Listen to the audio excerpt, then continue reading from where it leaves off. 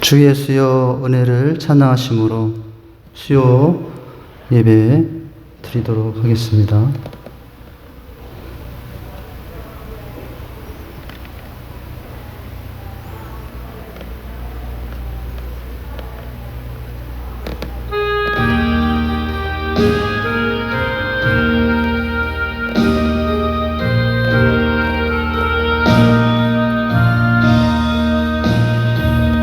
주 예수여 은혜를 내려주사 고충 많게 하옵소서.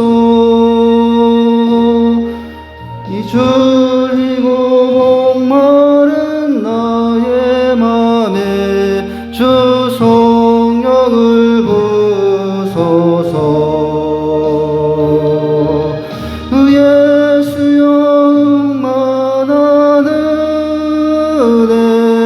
내 영혼을 부소서. 주 예수만 나의 힘 되고 내 만족함 됩니다. 주 예수여 죄에서 풀어주사 날 정결케 하옵소서. 날 세상에 이 나의 맘에 틈 못하게 하옵소서. 주 예수여 충만한 은혜 내 영혼에 부소서. 주 예수만 나의 힘 되고 내 만족함 됩니다.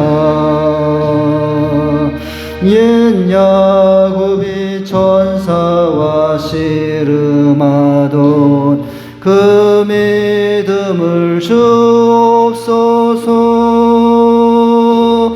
이 세상의 물결이 용용해도 날 평안케 하옵소서. 주 예수여 충만한 은혜 내 영혼에 부소서. 주 예수만 나의 힘 되고 내 만족함 됩니다. 주 예수여 완전한 주의 사랑 나 받기를 원합니다. 그 사랑이 내 맘에 충만하며 날 기쁘게 하옵소서. 주 예수여 충만한 은혜 부소서. 주 예수만 나의 힘 되고 내 만족함 됩니다. 내 마음에 임하신 주의 성령 늘 계실 줄 믿습니다. 그는 사를 나에게 부어주 두 손 들고 찬양합니다. 주 섬기게 하옵소서. 주 예수여 충만한 은혜 내 영혼에 부소서.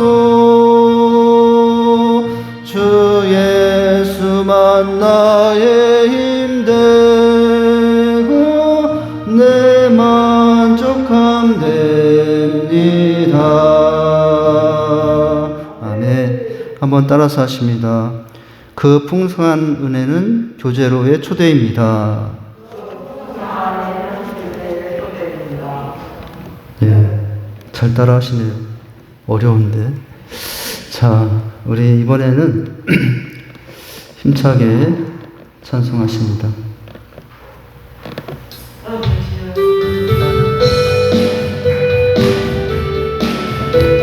오 자유, 오 자유, 오 자유, 나는 자유하리라. 비록 매였으나 나는 이제 돌아가리. 자유 주시는 내 주님께 슬픔 없네, 슬픔 없네, 슬픔 눈물 없으리. 비록 매였으나 나는 이제 돌아가리. 자유 주시는 내 주님께 노래하리, 노래하리. 나는 노래하리.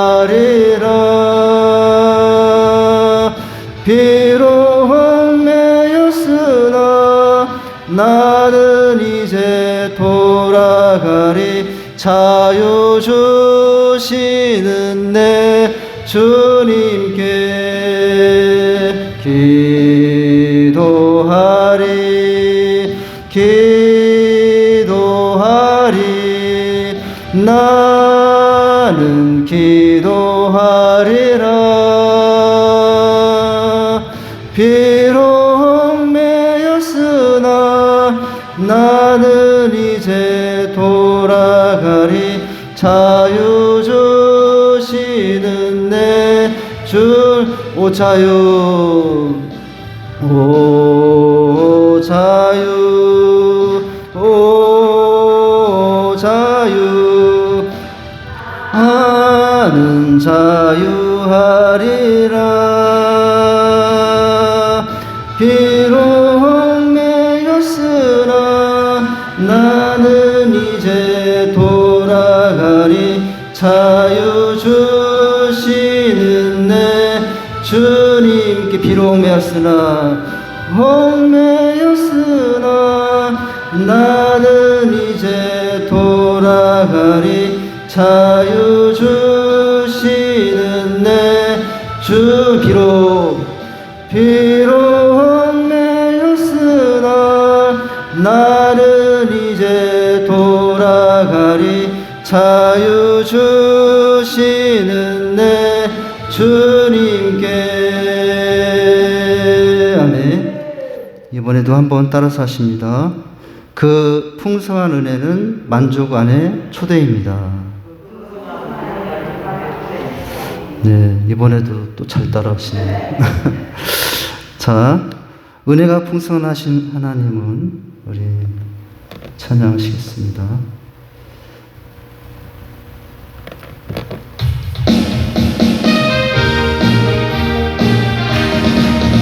은혜가 풍성한 하나님은 믿는 자 한 사람 한 사람 어제나 오늘도 언제든지 편찮고 보호해 주시네 주여 성령의 은사들을 오늘도 내려 주옵소서 성령의 뜨거운 불길로서 오늘도 충만케 합소서 정욕과 제약에 물든 맘을 성령의 불길로 태우사 정결케 합소서 태우소서 깨끗게 하여 주옵소서 주여 성령의 은사들을 오늘도 내려 주옵소서 성령의 뜨거운 불길로서 오늘도 충만케 합소서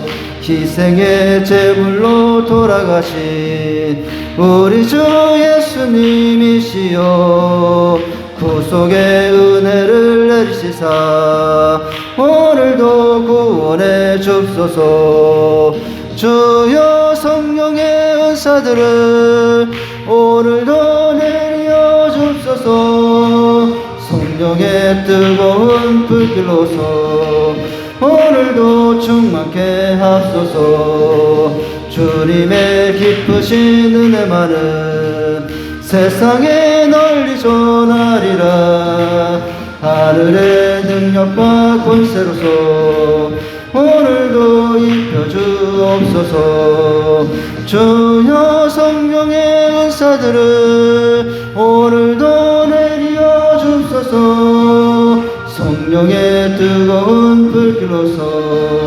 오늘도 충만케 은혜가 풍성한 하나님은 믿는 자 한 사람 한 사람 어제나 오늘도 언제든지 편찮고 보호해 주시네 주여 성령의 은사들을 오늘도 내려 주옵소서 성령의 뜨거운 불길로서 오늘도 충만케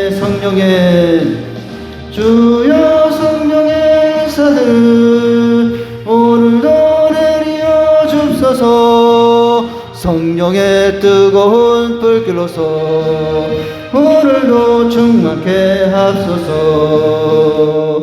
은혜. 마지막으로 따라서 하십니다. 그 풍성한 은혜는 배려로의 초대입니다. 네, 자 우리 마지막 찬양하시고 박상희 집사님 기도십니다. 목마른 사슴 시냇물을 찾듯이 찬양하십니다.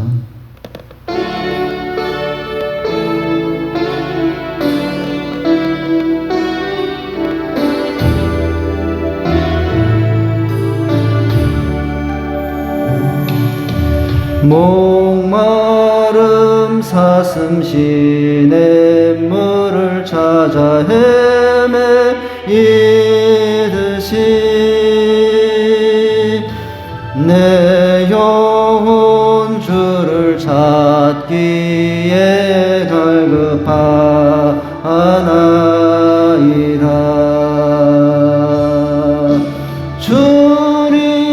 주님만이 나의 힘, 나의 방패, 나의 참 소망.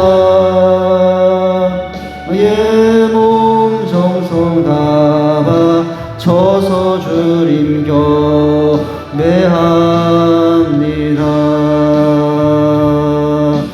금보다 귀한 나의 주님, 내게 만족 주신 주. 당신만이 나의 기쁨 또한 나의 참 소망. 주님만이 나의 힘, 나의 방패, 나의 참 소망. 이 몸 정성 다 바쳐서 주님 경배하. 목마른 사슴, 목마름 사슴 시냇물을 찾아 헤매이듯이 내 영혼 주를 찾기에 갈급하나이다.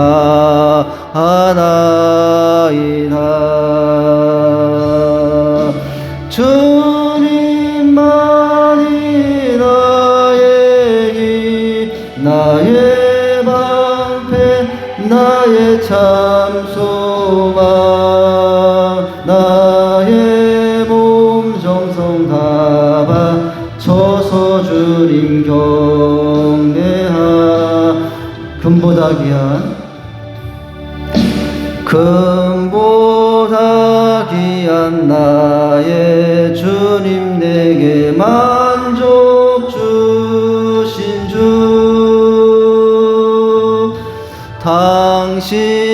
당신만이 나의 기쁨 또한 나의 참 소망. 두 손 들고 찬양합니다. 주님만이 나의 힘, 나의 방패, 나의 몸 정성 다 바쳐서 주님 주님만이 나의 힘. 주님만이 나의 힘, 나의 방패, 나의 참 소망. 나의 몸 정성 다 바쳐서 주님 경배합니다. 박상희 집사님 기도신데 못 오셨네요. 다 같이 주악에 맞춰서 묵도하심으로 말씀 예배를 다 같이 묵도하십니다.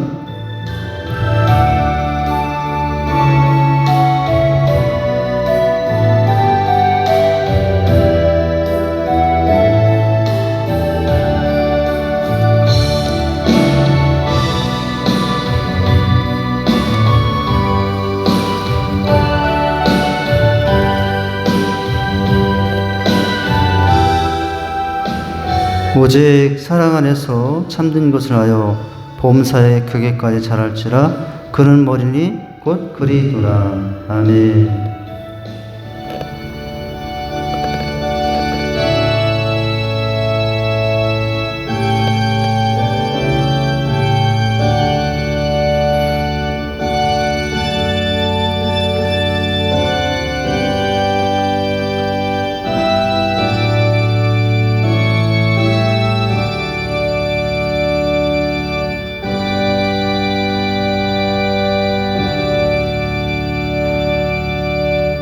하나님의 말씀은 룻기서입니다. 룻기서 보시겠습니다. 룻기서 2장 14절에서 16절입니다. 룻기서 2장입니다. 14절에서 16절 교독해서 봉독합니다. 구약성경 404쪽에 있습니다. 제가 먼저 읽겠습니다. 식사할 때에 보아스가 룻에게 이르되 이리로 와서 떡을 먹으며 내 떡 조각을 초에 찍으라 하므로 룻이 곡식 빼는 자 곁에 있으니 곧 그가 볶은 곡식을 주매 룻이 배불리 먹고 남았더라.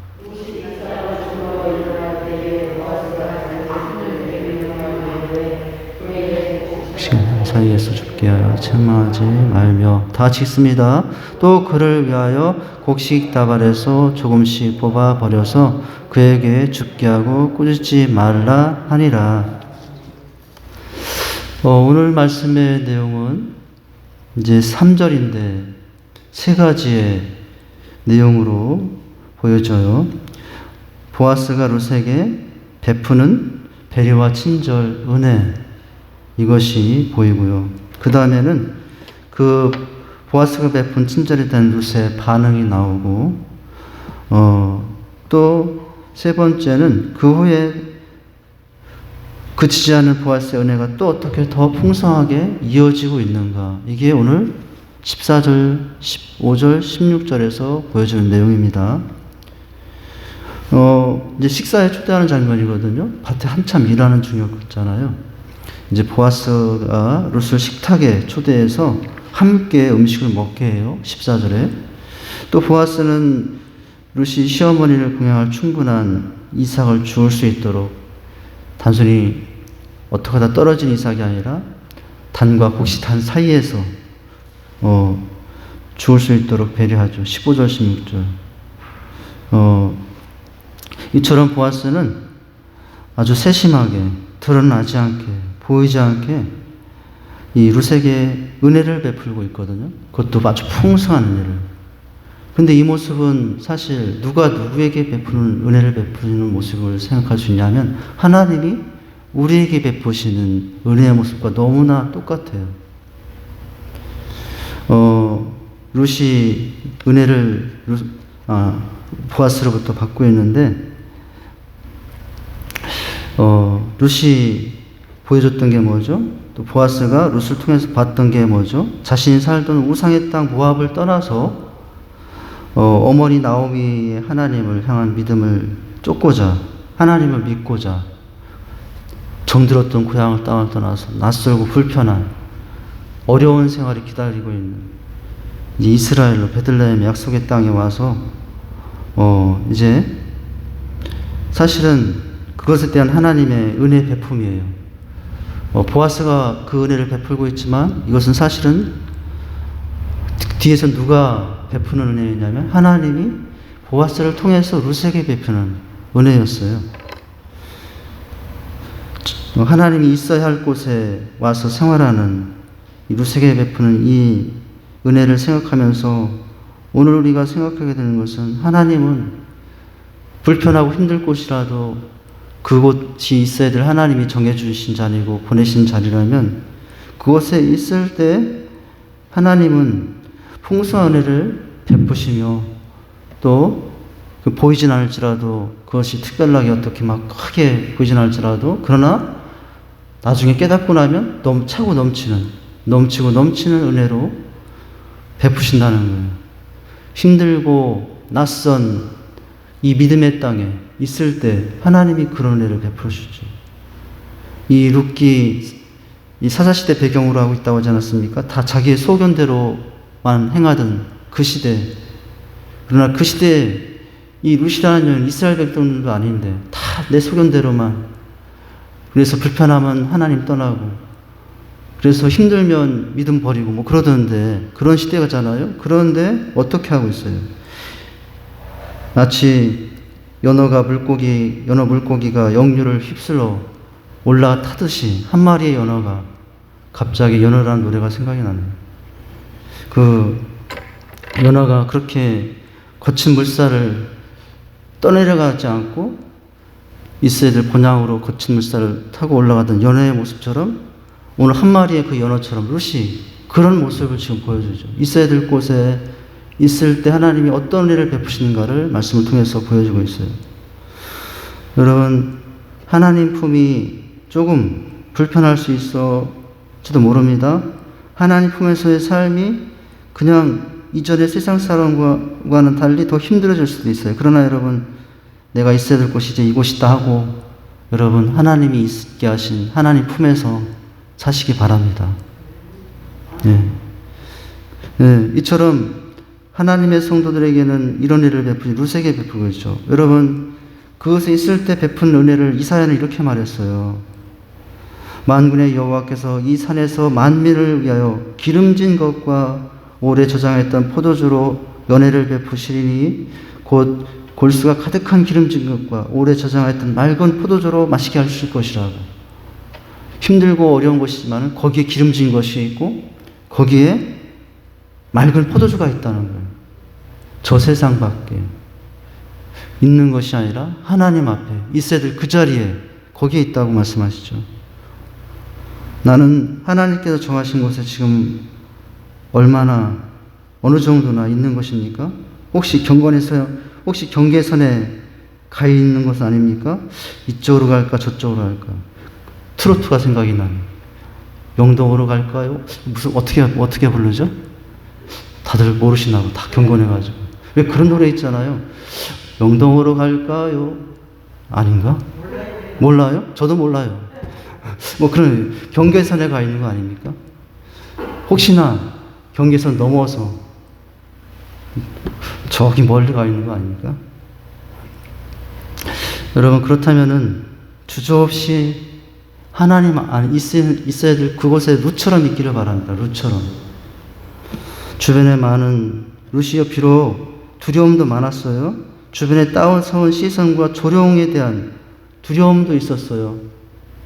그렇지만 하나님의 땅에 왔더니 여러분 어떤 축복을 받았습니까? 오늘 보아스로부터 받고 있는데요. 결국 4장 마지막 부분에 보면은 그가 받은 진짜 복은 무엇인가? 여러분, 우리가 늘 말씀하게 되는데, 여러분, 다윗의 증조 할머니가 되고 예수님의 조상이 되는, 그것도 이스라엘 사람들이 아니라 천대받도 이방신을 섬기던 여인이 그런 축복을 받은 거죠.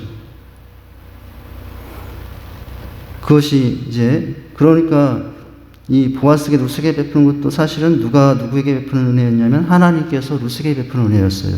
자, 그럼 14절부터 도대체 이렇게 보아스가 룻을 초대해서 식사를 하고 있는데 이것은 우리에게 어떤 일을 말해주고 있느냐. 자, 14절을 한번 다시 읽어보죠. 교제로의 초대의 은혜인데요. 14절 같이 읽겠습니다. 시작. 식사할 때 보아스가 룻에게 이르되 이리로 와서 떡을 먹으며 내 떡 조각을 초에 찍으라. 룻이 곡식배는 자 곁에 앉으니 그가 볶은 곡식을 주매 룻이 배불리 먹고 남았더라. 이게 여러분 여기 와서 같이 먹자 이렇게 시작이 되고 있어요. 여러분, 보아스는 이미 앞에서 어찌 보면 베풀 만큼 베풀었던 사람이에요. 이방 여인임에도 불구하고 물을 먹게 해줬잖아요. 우리가 봤잖아요. 물을 먹게 해줘. 이 정도면은 그래도 충분한 은혜 베품이었어요. 근데 거기서 그치지 않고 어떻게 하고 있어요? 보아스가 룻에게 이르되 이리 와서 먹자 이렇게 식사 초대하고 있어요. 당시 식사는요 어떤 의미가 있는 것이었냐면은 그냥 배고픔을 해결하는 것만이 목적이 아니라 함께 식사한다면은 그것은 환영의 표시이고 뭐 지금도 그렇잖아요. 정말 환영하는 사람이 있으면 우리 집으로 온갖 정성 다해서 집안 청소해 그 음식 장만해가지고 초대하잖아요. 환영하고 오실 때 그때도 마찬가지였어요. 특별한 경우 축하해주거나 또 어떤 특별한 약속을 하고자 할 때 그들이 이스라엘 백성 고대로부터 행했던 행성이 뭐냐면 뭐 여러 가지 음식을 같이 먹기도 해요. 어떤 경우는 짐승을 잘라서 이제 그 사이를 지나가면서 불태워 먹기도 해요. 그거는 뭐냐면은 이제 같이 초대해서 약속하면서 내가 약속 어기면은 이 불타버린 재물처럼 내 신세가 돼도 좋다. 아브라함에게 오셔서 하나님께서 하셨던 모습이기도 했죠. 그래서 여러분 14절에 보니까 어떻게 하고 있어요? 보아스가 룻에게 베푼 첫 번째는 이리로 오라. 초대한 거예요. 이리로 와서 떡을 먹으며. 그러니까 여러분 지금 아주 파격적인 잘 생각할 수 없는 초대를 받은 거예요. 보아스는 룻에게 받고 받아가지고 가서 먹으라고 하지 않아요. 물도 줬잖아요. 아 여기 떡이 있다. 떡 있으니 이거 갖고 가서 먹으라 라고 하지 않고 와서 이리로 와서 먹으라고 합니다. 여러분 그 말씀이 생각하잖아요. 이리로 와서라는 말 생각하면 늘 우리가 떠오르는 말 어떤 은혜가 떠오릅니까? 이사야 55장에 1절에 이런 말씀 있잖아요. 목마른 자들아 와서 먹어라. 돈 없이 값 없이 먹되 포도주와 젖을 사서 먹으라. 여러분 바로 이 와서 먹으라는 이 보아스의 그 음성에서는 그 음성에서 우리는 어떤 음성을 듣냐면 하나님께서 나를 부르셔서 와서 먹으라 하시는 이 모습이 생각이 납니다. 여러분 이거는 같은 이스라엘 사람들끼리의 식탁이라면은 낯선 풍경은 아니에요. 모압은 어느 사람이라고요? 이방 여인. 우상을 섬기던 이방 사람들. 그래서 이스라엘 사람들에게는 그들과 함께 먹고 마시는 것은 있을 수 없는 일이었어요. 그래서 그럼에도 불구하고 유대인인 이 보아스가 이방 여인 룻을 초대해서 같은 식사에서 먹는 이것은 정말 파격적인 초대인 것이에요. 여러분 처음에 만났을 때 보아스는 룻에게 이삭을 주다 목이 마르거든 길어다 나온 물을 마시라고 허락하시는데 그것만도 여러분 참 큰 은혜인데요. 더 이상 룻은 기대할 것이 없어요. 보아스가 더 이상 안 해줘도 너무 감사한 사람이에요. 그런데 룻은 전혀 기대도 하지 않았는데 여러분 와서 같이 먹자고 하는 이 초청을 받고 있죠. 당시 상황으로 보면은 상상하기 힘든 모습인 것입니다. 유대인들은 이방인들을 부정하게 여기고 멸시를 했어요. 이 모압 여인은 멸시받아야 될 여인이에요. 같이 식사하면 절대로 안 되는 이방 사람이에요. 부정한 짐승하고 같이 대면하면은 뭐 문둥병자나 뭐 이런 병든 자와 접촉하면 부정해진다라고 생각했거든요. 그들은 그래서 이방 여인과 식사해도 우리는 부정해진다고 생각해서 절대로 식사하면 안 되는 사람들이었던 거예요. 이들의 유대인들의 그 전통에 의하면 룻은 도저히 함께 식탁할 수 없는 여인인데 초대를 받은 거예요. 우리가 그렇지 않습니까? 어떻게 하나님 앞에 초대받을 수 있는 사람들이에요. 자격도 없는 우상을 섬기고 집 가운데 살던 우리를 여러분 초대해서 그래서 이 자리에 있는 거 이게 지금 룻이 받고 있는 은혜나 우리가 받은 그 은혜나 차이가 없는 은혜라고 할 수가 있습니다. 여러분 룻이 출신, 신분, 지위를 생각해 보면은 전혀 보아스와 어울릴 수 없는 사람. 우리가 여러분 하나님과 어울릴 수 있는 사람들입니까? 하나님과 전혀 어울릴 수도 없는 사람들. 그럼에도 불구하고 여러분 하나님의 초대를 받아 하나님과 같이 먹고 마시며 살고 있지 않습니까? 이스라엘 사람이면은 이 지역에 유지했던 보아스는 하찮은 낯선 여인 룻에게 여러분 받아가서 가서 먹으라고 해도요. 뭐 할 말이 없는 사람, 갑질한다고 할 수 없어요. 갑질한다. 그래도 대단하다고 저 보아스는 뭐 떡을 안 줘도 되는데 그렇게 한다고 근데 그렇게 하지 않고 여러분 이리로 와서 같이 먹자고 얼굴을 마주하며 먹고 식탁하고 있는 이 은혜죠. 여러분 식탁으로 해주되는 하나님과 이제 교제를 말합니다. 함께 먹고 마신다는 거. 여러분 한국 사람들은 서로 만나면 원수같이 쳐다보고 엘리베이터 타다 보면 눈 한 번 안 붙이려고 막 딴짓하고 여기저기 저기 보고 막 그런 한국 사람들인데, 근데 여러분 한국 사람들 식사 한 번 하고 나면은 밥 한 번 먹고 나면은 언제 그러는지 꼭 10년 사귄 친구 같아요. 예, 어렸을 때 사귄 불알 친구처럼 돼요. 그냥 한국 사람들 한 번 같이 식사를 하고 나면 그런 정이 많은 민족이라고. 그래서 외국 사람들이 처음에 한국 사람들 많이 오해를 했다가 나중에 떠날 때는 한국 사람들 못 잊는다고 하지 않았습니까? 그렇게 식탁하면서 먹고 마시면서 정들어둔 때문에 여기 이제 이 식탁의 교제는 바로 그런 애였어요. 여러분, 예수님 당시에 서기관들이나 바리새인들이 예수님을 지적하고 모함하려고 했던 것 중에 한 가지가 뭐였냐면은 예수님이 이방인들과 죄인들과 함께 식사하는 것을 문제 삼아서 그것을 꼬투리 삼아서 예수님을 위험에 하려고 했던 적이 있었죠. 예. 단지 먹는 것을 그 먹는 것 때문에 그것을 삼아서 이제 그렇게 꼬투리를 잡으려고 했었죠. 근데 그것은 사실은 그 먹는 것만 꼬투리를 잡으려고 했던 것이 아니라 사실은 어울리지 말아야 되고 초대하지 말아야 될 이방 사람들을 만나고 초대하는 예수님의 모습이 너무나 싫었던 거예요. 여러분, 이게 전통이었죠. 율법이었어요. 근데 여러분, 이 전통 가운데 지금 살고 있는 이 보아스도 이방여인이라는 것을 알았는데 이미 알았지 않습니까? 우리가 앞에서 이미 소식을 들어서 어떤 여자가 있는데 이방에서 왔는데 그 만나보니까 그 사람이 지금 루시였잖아요. 이미 알고 있었어요. 이방여인.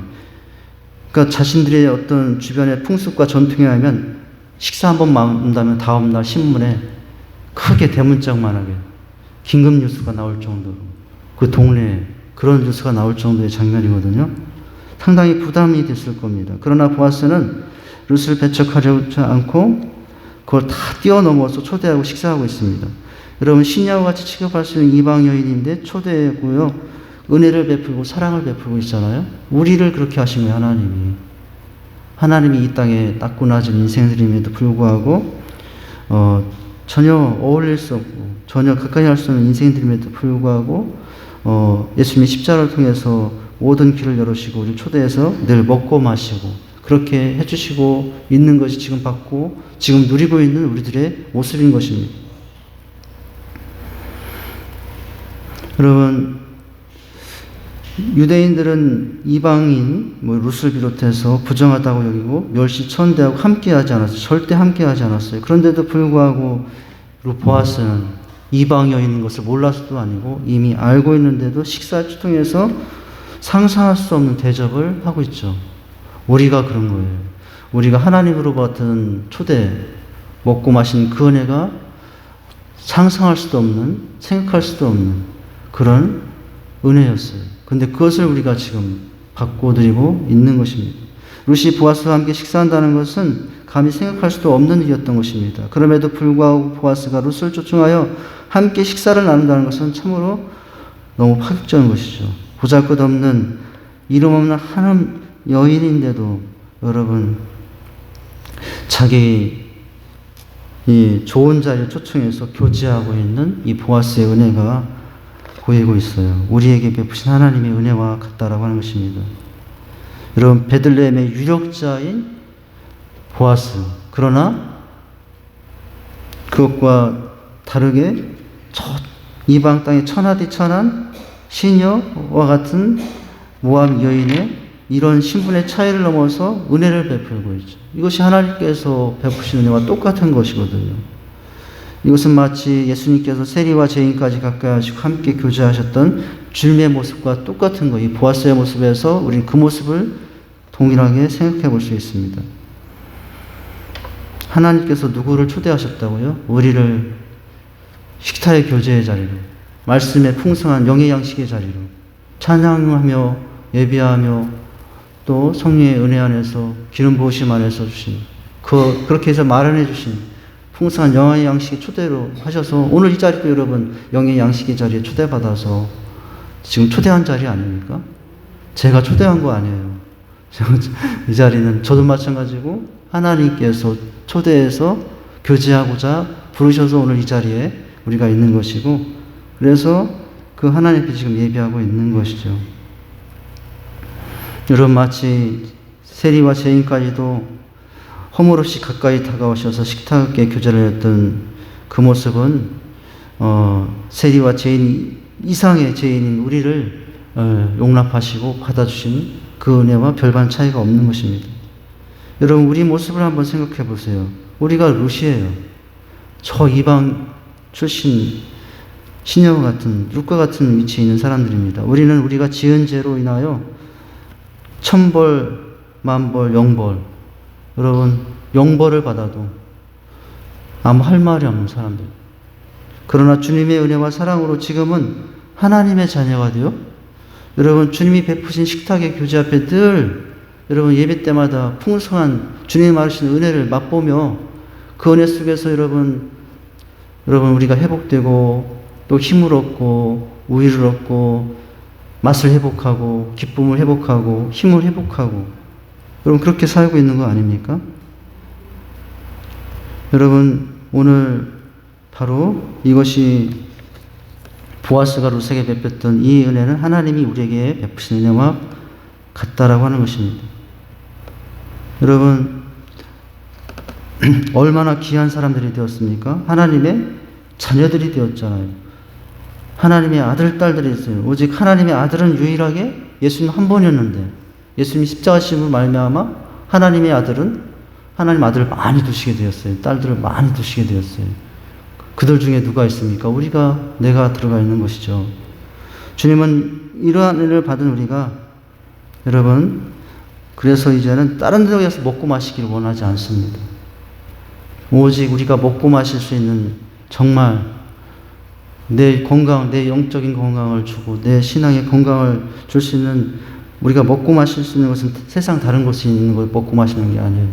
주님 베푸신 상에서 여러분 주님에서 베푸신 그 상에서 찬양 속에 베푸신 은혜, 말씀 속에 베푸신 은혜, 여러분 성령의 기름 부으심 속에 주신 그 은혜를 먹고 마셔야만 우리 영혼은 살게 되어 있어요. 여러분 사람이 몸만 살아있다고 사는 게 아니에요. 몸만 살아있다고 살아있는 게 아니고 믿음이 영혼이 살아있어야죠. 그런데 여러분 우리의 영혼은 주님이 마르신 그 식탁의 품 안에서 이렇게 늘 위로와 힘을 얻고 사니 얼마나 큰 은혜를 받은 사람들입니까? 할렐루야. 자, 여러분 이렇게 해서 근데 이 초대 속에서 주님이 주신 은혜는 여러분 이렇게 단순히 교제하는 수준에서 멈추지 않습니다. 오늘 그렇게 먹은 결과가 성경에 보니까 어떻게 나왔냐면은 그 14절 말씀에 보면은 여러분 14절 말씀에 마지막에 배불리 먹고 남았더라 이렇게 되고 있죠. 배불리 먹고 남았더라. 식탁의 교제에서 우리가 누리는 만족의 은혜예요. 하나님이 주신 은혜는 세상 것 먹고 마셔도 배고프잖아요. 여러분 세상 것 그렇다잖아요. 세상 먹고 마시면 또 갈증이 난다. 또 마셔야 된다. 그런데 주님의 은혜는 어떻습니까? 먹고 배불리 남았더라. 만족의 은혜가 있게 되는 거예요. 이제는 다른 곳에서 만족이 없어요. 내가 부자가 돼도 내가 좋은 집에 살아도 내가 큰 명예를 가지고 있어도 이제 예수님 안에서의 만족과는 비교가 되지 않아요. 네. 세상 사람들 잘못하면은 거기에 그 만족에 빠져서 주님 잃어버리고 나중에 텅 빈 인생이 되지 않습니까? 예, 여러분, 자, 어떻게 만족으로 인도하실까요? 여러분, 14절 한번 다시 봐볼까요? 이 룻이 식탁의 규제 가운데 배불리 먹게 되는 그 만족의 은혜는 어떤 과정을 통해서 주어지게 되는가? 14절 다시 있습니다. 시작. 식사할 때 보아스가 룻에게 이르되 이리로 와서 떡을 먹으며 내 떡조각에 초를 찍으라 하므로 룻이 곡식 배운 자를 곁에 있다가 그가 볶은 곡식을 주매 룻이 배불리 먹고 남았더라. 이렇게 되고 있죠. 여러분 이 배불리 먹고 남았더라의 과정을 보면은 이제 이리 와서 먹으라고 떡을 줬는데요. 그냥 떡만 준 것이 아니라 오늘 말씀에 보면은 그 다음에 뭐가 나와요? 그 떡을 그냥 먹으라고 하지 않고 뭐에 찍어 먹으라고요? 초에 찍어 먹으라고요. 초에 찍어 먹으라고. 여기 초는 이제 진한 식초를 포도주나 물에 타서 이제 어떻게 하냐면은 포도주나 이런 것들에서 맑게 만드는 역할을 한다는 거죠. 초는 음식을 부드럽게 하는 역할을 한답니다. 초는 음식을 시원하게 하는 역할을 하고 이제 초는 음식을 상큼하게 하는 역할을 한대요. 제가 요리 강사가 돼야 될 것 같아요. 자, 여기 그냥 떡을 먹게 하지 않고 이런 역할을 하는 초를 먹게 하고 있잖아요. 이스라엘 사람들은요, 떡을 먹을 때 초를 찍어 먹는다고 해요. 그렇게 함으로써 이 싱거운 빵, 아주 딱딱한 빵이 그들이 먹는 빵은 우리가 이제 식빵에서 이렇게 빵집에서 아주 먹는 부들부들한 빵의 스타일이 아니고 그쪽에서 먹는 빵은 아주 단단하고 질기고 맛도 없는 빵. 그런데 그냥 먹으라고 하면은 힘드니까 이제 초를 찍어 먹는데 지금 오늘 그렇게 하는 거예요. 이 여인에게 딱딱한 맛없는 빵을 주는 것이 아니라 초를 찍게 해서 시원하게 만들고 상큼하게 만들고 부드럽게 찍어 먹게 하고 있죠. 싱거운 맛을 제거하고 갈증을 해결해 준다는 거예요. 따라서 보아스가 룻을 식사에 초대하고 빵을 초에 찍으라고 권한 것은 이제 그 빵만 먹어도 좋겠지만은 그 빵을 먹음으로 룻이 더 만족을 느끼게 하라고 더 만족감을 더 행복. 여러분 맛있는 거 먹을 때 행복하더라고요. 사람 행복이 별거 아니더라고요. 예, 가끔 맛있는 거 먹으면 그 행복이더라고요. 예, 행복이 별게 아니야. 그냥. 가끔 이제 김치만 먹다가 고기 한 점 주어지면 왜 이렇게 행복한지, 왜 이렇게 만족스러운지 더 이상 바랄 게 없어. 지금 딱딱한 빵이지만은 이제 그렇게 해주는 초를 찍어 먹는데요. 그뿐만 아니에요. 또 거기서 나가서 이 룻의 만족감을 더 키워주기 위해서 무엇까지 먹게 하냐면은 여러분 14절 말 그 다음에 뭘 먹게 합니까? 초에 떡조각을 먹게 하고 그 다음 보니까 뭘 주매? 볶음곡식을 준대. 볶음곡식을 준다는 거예요. 이 볶음곡식은 이제 그 유대인들이 추수할 때 밭에서 먹는 음식인데 이제 식사 대용으로 먹기도 하고요. 또 빵과 같이 먹기도 하는데 이게 어떤 역할을 하냐면 그냥 메마른 빵만 먹으면은 별 맛이 없는데 이 볶은 곡식을 같이 먹으면은 맛이 달라진대요. 맛이 더 부드러워진다는, 고소해진다는. 여러분 볶은 거 먹으면 고소한 맛 나잖아요. 고소한 맛. 그냥 보리 그냥 먹으면 그냥 쌀 맛인데 볶아서 먹으면 맛이 고소해지잖아요. 만족이 더 커지죠. 그러니까 지금 이것은 초를 준 것도 그렇고 이 볶음국수를 준 것도 이왕하면 이 식탁 교제에 초대해서 누구의 만족감을 이것을 먹고 있는 룻의 만족감을 더 키워주기 위해서 초도 먹게 하고 이제 이렇게 하는. 여러분 이게 뭐예요?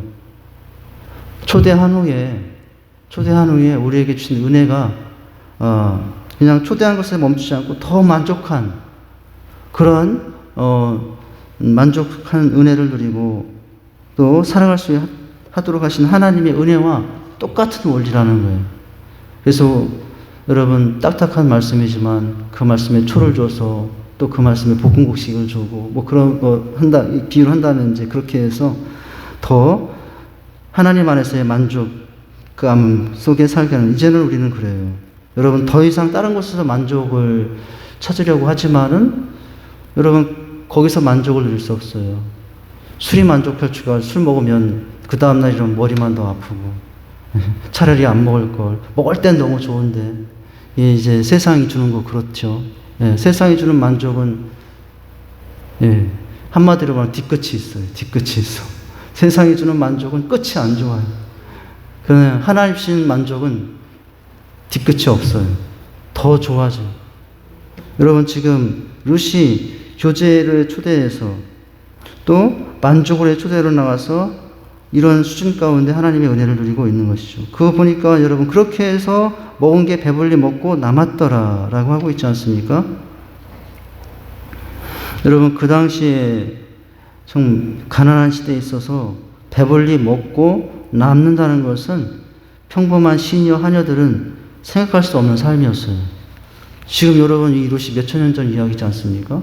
우리 한국만 해도 5, 60년 전에 보릿고개에 있다고 할 정도였는데 몇십 년 전이 아니라 몇천 년 전의 시대라면 얼마나 더 배고픈 시대였겠어요. 그러니 그 시대에 배불리 먹고 남았더라라고 하는 그런 삶을 누릴 수 있는 사람은 부자나 몇 사람 정도. 그런데 여러분 오늘 누가 그런 은혜를 누리고 있어요? 룻이 보아스의 은혜 안에 들어왔더니 보아스가 그런 만족의 은혜를 누리고 살게 하고 있는 것이죠. 네. 배불리 먹는 것으로 그치지 않고 먹고 남음으로 더 큰 만족과 행복을 누리게 하고 있습니다. 여러분, 하나님 은혜 안에 있을 곳에 있을 때 바로 이런 은혜가 있다는 사실이에요. 여러분, 이것은 이 보아스가 룻에게 주는 이 만족감, 행복감은 결국 하나님이 우리에게 주신 만족감과 행복감과 같은 거예요. 주님은 결코 우리에게 모자라게 주신 분이 아니라는 거예요. 차고 넘치도록 주고 오신, 이미 그렇게 주고 있는 분이라는 거예요. 아니, 나는 지금 무엇도 부족하고 무엇도 사야 되고 내 통장이 얼마나 안 남았는데. 여러분, 그냥 그것만 보면은 그 안에 갇혀 있으면은 늘 부족한 사람이에요. 그런데 그걸 넘어서 뛰어넘어서 정말 하나님 은혜 속에서 나를 보면은 나는 지금도 차고 넘치는 사람이에요. 비록 통장이 마이너스가 될지라도 늘 매달마다 카드값 갚느라고 늘 스트레스 받을지라도. 그런데 여러분 뭐예요? 우리 주님 안에서 내 삶이 누리고 있는 것을 보면은 나는 어떤 사람이에요? 배불리 먹고도 남았더라라고 하는 이것처럼 늘 어디에서도 누릴 수 없는 만족감을, 행복을, 기쁨을 주님 품 안에서 누리고 살아가는 사람들이라는 거예요.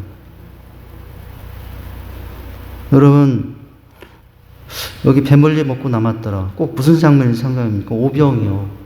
12광주리가 남았잖아요. 7병에도 배불리 먹고 남았더라. 하나님의 은혜는, 하나님의 은혜로의 초대한 후에 주신 은혜는 남음의 은혜라는 거예요. 넘침의 은혜라는 거예요. 이것이 지금 내가 그 은혜 속에서 살고 있다는 거예요. 어느 날 내가 그 은혜 속에 살고 있지가 아니라 나는 예수님 만난 후에 지난 삶도 넘치는 은혜 속에 살아왔고 지금도 넘치는 만족과 풍성한 은혜 가운데 지금도 살고 있고 하나님 나라에까지 어떤 일이 있을지 모르지만 참 예상할 수 없는 엄청난 일이 있을지도 모르지만 여러분 하나님 나라 가기까지 그럴지라도 그런 상황 가운데 나는 넘치는 은혜 가운데 있다는 것을 늘 기억하고 살 수 있기를 바랍니다. 여러분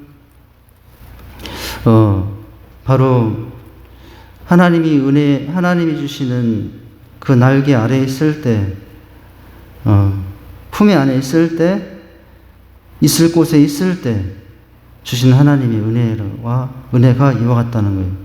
성경에 보면 후히 주시고 꾸짖지 아니하시는 하나님이라고, 넘치게 주신 하나님이라고 말씀하고 있지 않습니까? 하나님은 대충 두시는 분이 아니라는 거예요. 우리가 이번 주일에도 맞았어요. 하나님, 우리를 어떻게 하시는 분이라고요? 복 주고 싶어 하시는 분. 어떻게 하면 복을 안 줄까 하시는 분이 하나님이 아니라고 그랬잖아요. 영혼의 닻을 어디에 둔다고 했습니까? 이번 주에. 우리 주님께 둬야 된다고 했는데 하나님 어떤 분이라고요? 어떻게 하면 복 주고 복 줄까? 아브라함에게. 우리는 잘못 오해하는 경우가 있어요. 어떻게 하면 하나님이 복을 안 주고 안 줄까? 이렇게 생각하시는 하나님이라고 생각하는데 하나님 그런 분은 아니고요. 어떻게 하면 복 주고 복 줄까? 복 주고 복 주며 번성케 하고 번성케 하리라. 이 말씀이 있었지 않습니까? 부모의 마음이 뭡니까? 부모의 마음이 뭐예요? 주고 또 주고 싶은 거예요. 먹여주고 싶고 또 먹게 하고 싶은 거예요. 우리 애들이 어떤 거 먹을 때 여러분 막 먹으면은 내 거 먹네 하고 서운하지 않더라고요. 내 거 뺏어가서 먹어도 행복하더라고요. 이 부모의 마음이 다 똑같을 텐데요. 우리 하나님의 마음이 그런 것입니다. 먹고 남음이 배불리 먹고 남았더라. 마치 오병이어처럼 7병이어처럼 여러분 지금도 하나님은 은혜를 그렇게 베푸시고 계시다고 하는 것입니다.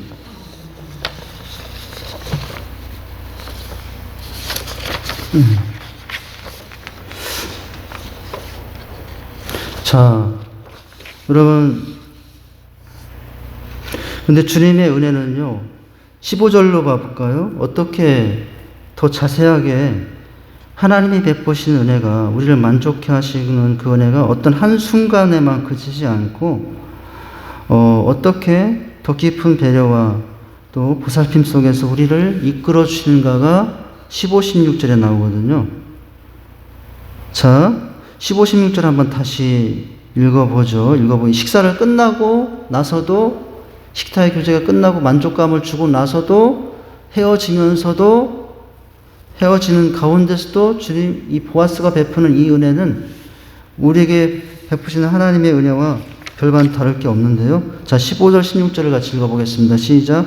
룻이 이삭을 주우러 일어날 때에 보아스가 자기 소년들에게 명하여 가로되 그로 곡식 단 사이에서 죽게 하고 책망하지 말며 또 그를 위하여 줌에서 조금씩 뽑아 버려서 그로 죽게 하고 꾸짖지 말라.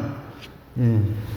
초대하여 교제하시고 초대하여 만족해 하시고 초대하여 끝까지 배려하시는 모습이 보여주고 있어요. 우리를 초대하신 후에 한 번 초대하고 나서 그날만 부르신 후로 끝나는 것이 아니라 하나님 앞에 서는 그날까지 참 시간마다 일마다 때마다 배려하시는 모습을 이 모습 속에서 우리가 생각할 수 있어요. 자, 여러분 어떤 은혜를 받고 있죠? 주우러 일어날 때 이제 식사하고 마치고 일어날 때 보아스가 더 해주고 싶은 거예요. 이것만 해도 너무 좋은 것이거든요. 이 정도만 이 남자 너무 좋은 남자예요. 이런 남자만 있어도 결혼해도 돼요. 이런 남자만 있으면 제가 우리 사위를 삼아도 돼요. 저도 이제 딸 3명, 사위를 3명을 골라야 되는데 점점 시기가 다가오는데 어떤 사위를 만날지 그 사위는 지금 어디서 무엇을 하고 있는지 세상 속에 방황하고 있는 건 아닌지 모르겠네요. 자, 이 남자 너무 좋은 남자잖아요. 그런데 참 너무 멋있는 남자예요. 보니까 좋은 남자를 넘어서 멋있는 남자가 되고 있는데 여러분 헤어지기가 서운한지 어떤 소년들에게 명령하여 곡식 단사에서 줍게 하고 하는 모습을 보여줘요. 이게 뭐죠? 헤어지는 이 장면 가운데에서도 이 룻을 향한 보아스의 마음이 어떤가 더 보살펴주고 싶어하고 더 잘해주고 싶어하는 이 보아스의 마음은 우리 하나님의 마음인데요. 사실은 이것은 하나님이 정한 법칙 이상의 선을 베풀어 주는 거예요. 여러분 여기 곡식 단 사이에서 죽게 하면 안 되는 거예요. 그냥 떨어진 것만 주는 것이 합법화된 시대인데 여러분 그것을 넘어서 규정을 뛰어넘어서 아예 던져서 죽게 하고 있다는 거예요. 떨어진 걸 줍는 것은 합법인데 던져 주는 것까지는 말씀하지 않았거든요.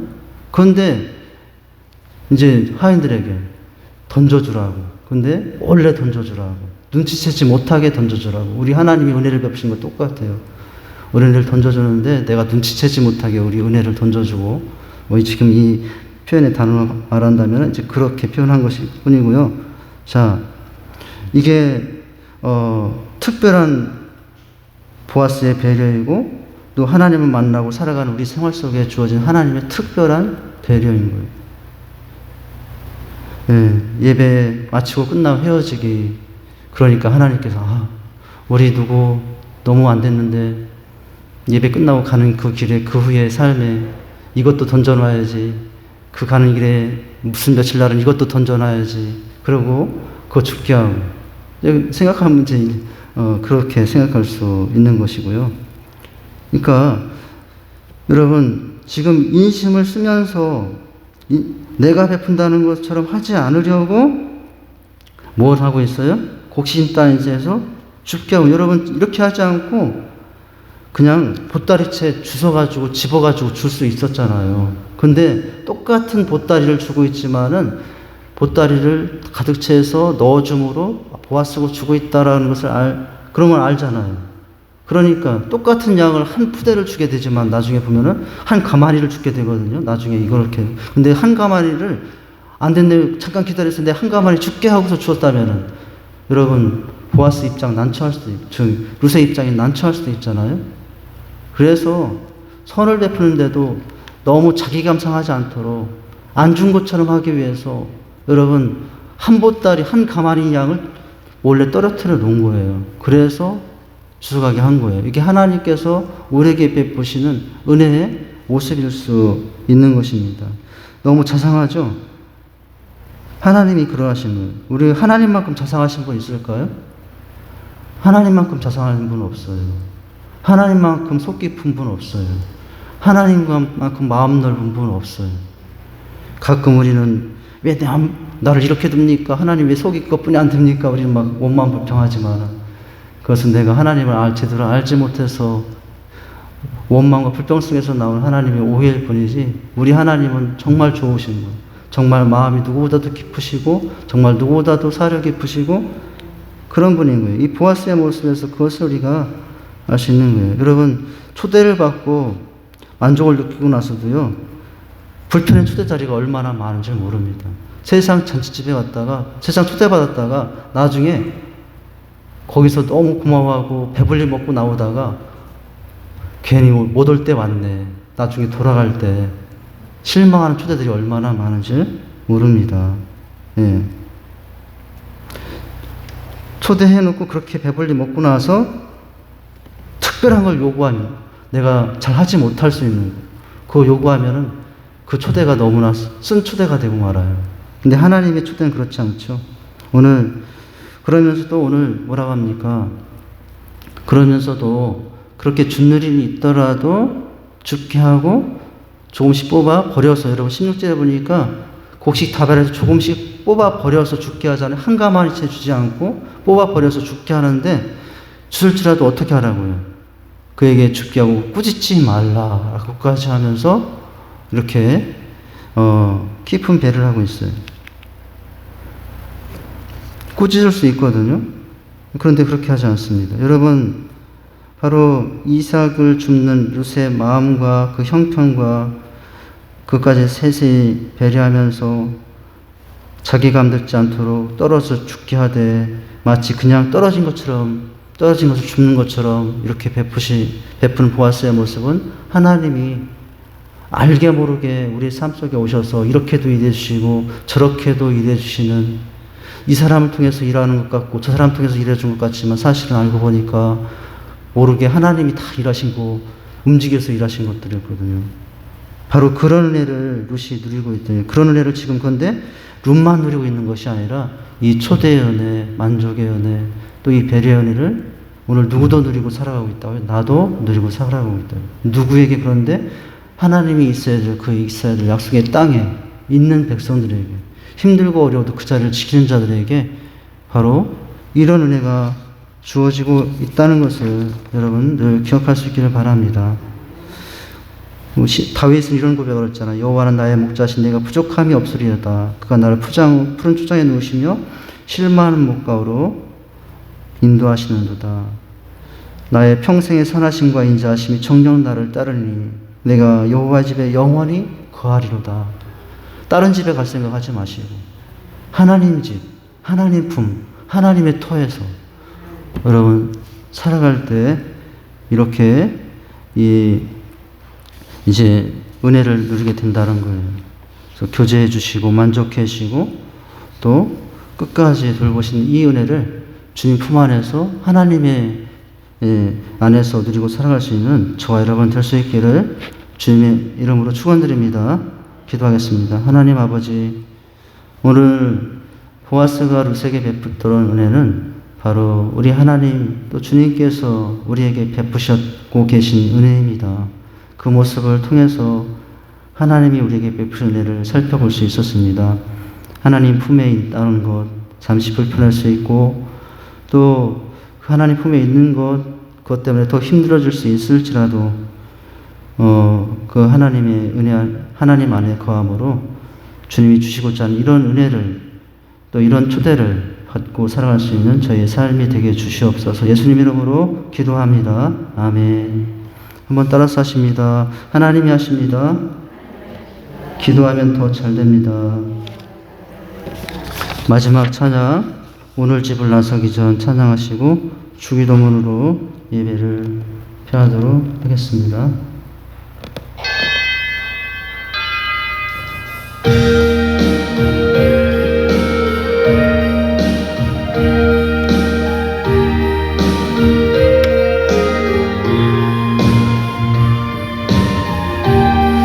오늘 집을 나서기 전 기도했나요? 오늘 받은 은총에 기도했나요? 찬양합니다. 오늘 집을 나서기 나서기 전 기도했나요? 오늘 받은 은총에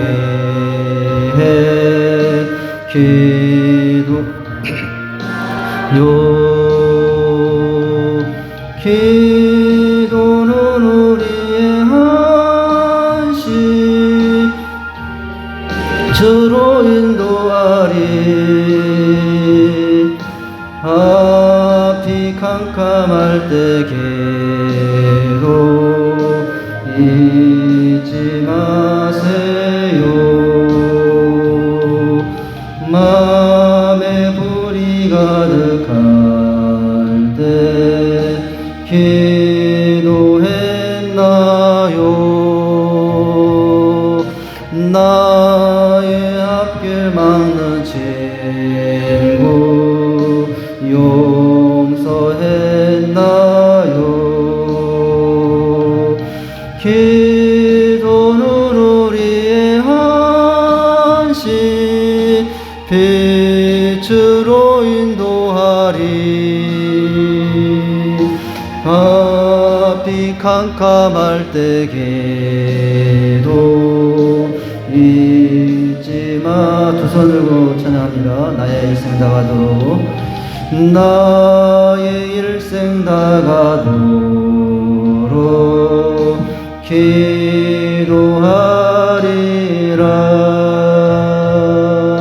주께 맡긴 나의 생애 영원하리라.